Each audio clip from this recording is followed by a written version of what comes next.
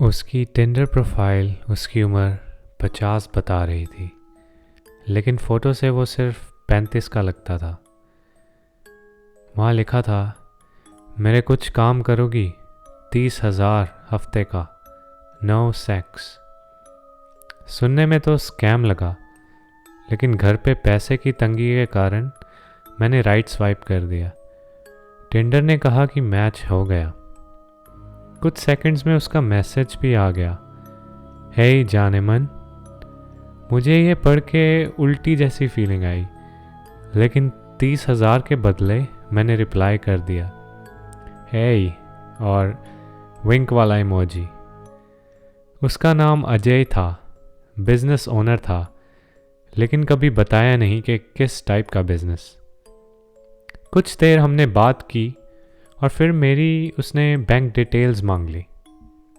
कुछ मिनटों बाद एक नोटिफिकेशन भी आ गया, 30,000 क्रेडिटेड।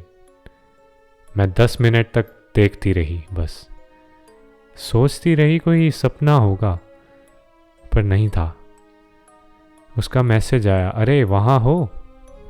मैंने बोला, हाँ सॉरी, अगर बुरा ना मानो तो पूछ सकती हूँ कि तुम्हें क्या चाहिए बदले में।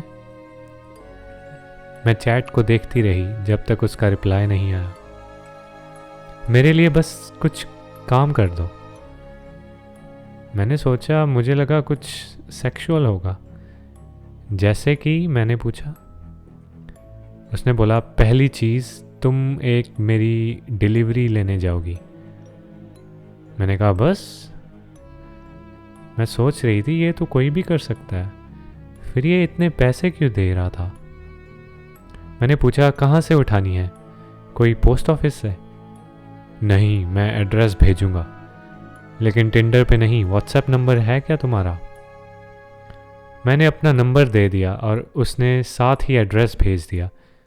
फिर अपने घर का एड्रेस भी भेज दिया, जहाँ मुझे डिलीवरी ड्रॉप करनी थी। अभी मैं घर नहीं हूँ, लेकिन चाबी ब्लू फ्लावर पॉट के नीचे मिल जाएगी। एंड लिविंग रूम में कॉफ़ी टेबल पर पैकेज रख देना। एक ज़रूरी बात, अंदर जाते ही दरवाज़ा लॉक करना और बाहर निकलते भी दरवाज़ा याद से लॉक कर देना। ये उसने टेक्स्ट में लिखा। मैंने अपनी गाड़ी की चाबियां उठाई, पर्स लिया और गूगल मैप्स में लोकेशन डालकर चल पड़ी। जूं जूं, फ़ोन पे मैसेज आया, आई एम सीरियस, दरवाजे दोनों टाइम लॉक करना मत भूलना प्लीज़। मैंने सोचा कि ये कुछ ज़्यादा ही हो रहा है, फिर भी मैंने टेक्स्ट कर दिया, ओके। घर बिल्कुल सुनसान लग रहा था। बाहर एक टूटी फेंस थी जिसका दरवाज़ा लटका पड़ा था। आसपास के सारे घर बहुत आलीशान दिख रहे थे, पर ये घर उजड़ा सा था। अजय का सामान लेने आई हो? मैंने मुंह ऊपर किया और देखा एक आदमी घर के दरवाजे पे खड़ा था। सारा दरवाज़ा ढका हुआ था उसने, और उसका सारा जिस्म टैटूज से लथपथ था। जी, मैंने वहाँ खड़े हुए जवाब दिया। वहीं रुकना, उसने बोला। उसको देखकर मैं वैसे ही नहीं हिल पा रही थी। सड़क पे और कोई इंसान भी नहीं था। मैं 22 साल की लड़की अकेली खड़ी थी वहाँ। मैंने अपनी गाड़ी की चाबियों को ज़ोर से पकड़ लिया। कुछ देर बाद वो एक कार्डबोर्ड बॉक्स लेकर बाहर आ गया। शू बॉक्स जितना साइज़ था, लेकिन उस पर सलाब आई हुई थी। गाड़ी खोलना, उसने बोला। मैंने गाड़ी की डिक्की खोली। मैं नहीं चाहती थी कि वो बॉक्स मेरी गाड़ी की सीटों पर रखे। ये लो, उसने बोला। थैंक्स, मैंने कहा। फिर मैं ड्राइवर सीट पर बैठने लगी। हाँ, एक और चीज़, उसने बोला। मैंने उसकी तरफ देखा। ज़रा ध्यान से, उसने बोला। मैंने कोई जवाब नहीं दिया। मुझे बहुत एंग्जाइटी होने लगी, इसलिए मैंने गाड़ी में गाने लगा लिए, लेकिन कुछ फ़र्क नहीं पड़ा। अजय का घर आ गया। मैंने घर के बाहर गाड़ी पार्क करी और घर को देखकर चौंक गई। इतना बड़ा घर और इतना हरा घास, मैंने अपनी ज़िंदगी में कभी नहीं देखा था। मैंने गाड़ी बंद करी और बाहर निकली, डिक्की से बॉक्स निकाला और फ्रंट डोर के पास से चाबी ली। जहाँ उसने बताया था वहीं पड़ी थी चाबी। मैंने दरवाज़ा खोला, अंदर गई और पीछे से लॉक कर दिया। मैंने सोचा कि कुछ अजय ज़्यादा ही कर रहा है, पर जैसे ही मैंने वो बंद दरवाजे की ओर देखा, अचानक से मुझे अनसेफ सा फील हुआ और मैंने लॉक कर दिया। मोटे कारपेट पे चलते हुए मैंने देखा कि सारा फर्नीचर बहुत एक्सपेंसिव लग रहा था। जितना पैसा उस फर्नीचर में लगा था, उतने में तो मेरी 5 बार MBA की डिग्री हो जाती। मैंने बॉक्स को कॉफ़ी टेबल पे रख दिया और बाहर जाने लगी कि अंदर से एक फ़ोन बजने की आवाज़ सुनाई दी। मैं वहीं जम गई। फिर मेरे पॉकेट में मेरा फ़ोन बजा। अजय का टेक्स्ट था, राजीव के सिवाय किसी और की कॉल मत उठाना। मैं वो रिंगटोन की आवाज़ को फॉलो करती कई रूम से गुजरती एक ऑफिस में पहुंच गई। वहाँ डेस्क पे फ़ोन बज रहा था। Incoming call from Ajay. हैं? अजय की कॉल? मैंने अपना खुद का फ़ोन देखा और पुराना टेक्स्ट पढ़ा। मुझे घबराहट सी होने लगी थी और मैंने डिसाइड किया कि मैं फ़ोन नहीं उठाऊंगी और घर से बाहर आ गई। मैंने याद से घर लॉक भी कर दिया। इस किस्से के बाद मैंने अजय के लिए और भी काम किए। एक बार मैंने एक ऑडी दूसरे शहर तक ड्राइव करके किसी पार्क के बाहर खड़ी कर दी और वापस बस से आ गई।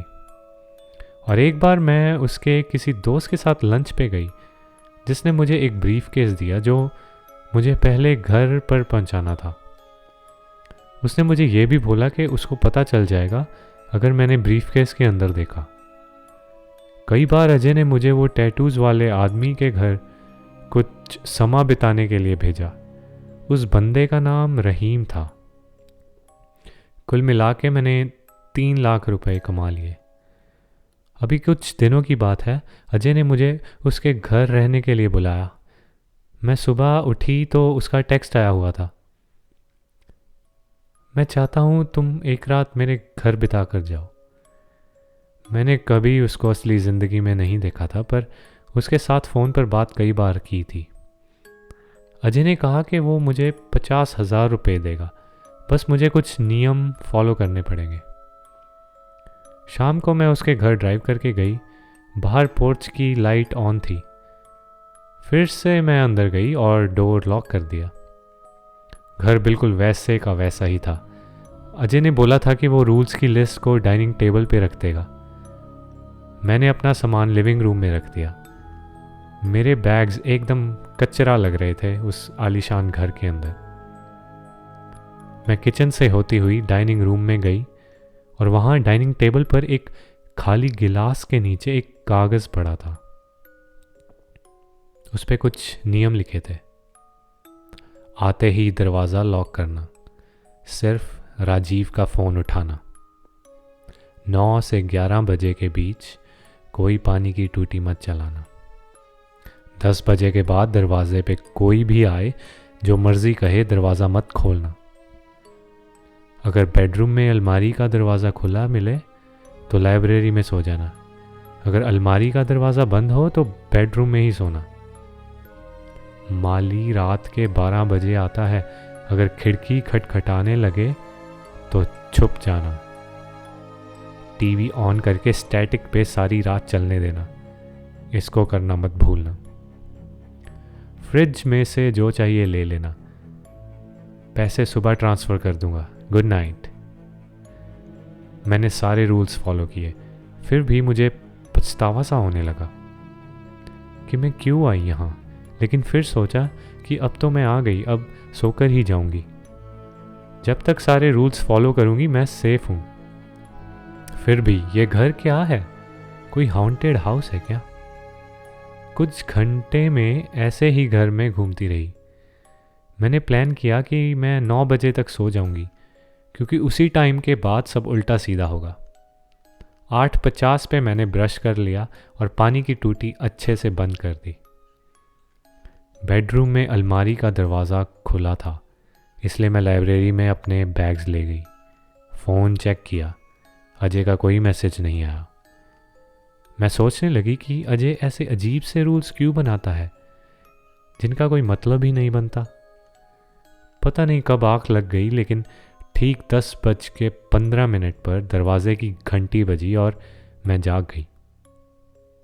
मैं उठकर देखने ही लगी थी कि मुझे रूल याद आ गया। 10 बजे के बाद दरवाजे पे कोई भी आए, जो मर्जी कहे, दरवाज़ा मत खोलना। मैं वहीं सोफे पे लेटी रही, एकदम शांत। डर लग रहा था कि वो मुझे कहीं सुन ना ले। पुलिस, दरवाज़ा खोलो। मैं नहीं हिली वहाँ से। हेलो पुलिस, अभी खोलो नहीं तो हम अंदर आ रहे हैं। मेरी दिल की धड़कन मेरे कानों में सुनाई दे रही थी। सन्नाटा। कुछ देर बाद डोरबेल फिर से बजी। ओए, मैं अजय हूँ, अंदर आने दो। आवाज़ तो उसकी लग रही थी, लेकिन मैंने दरवाज़ा नहीं खोला। और वैसे भी उसके पास चाबी होगी, मुझे क्यों बोल रहा था कि अंदर आने दो।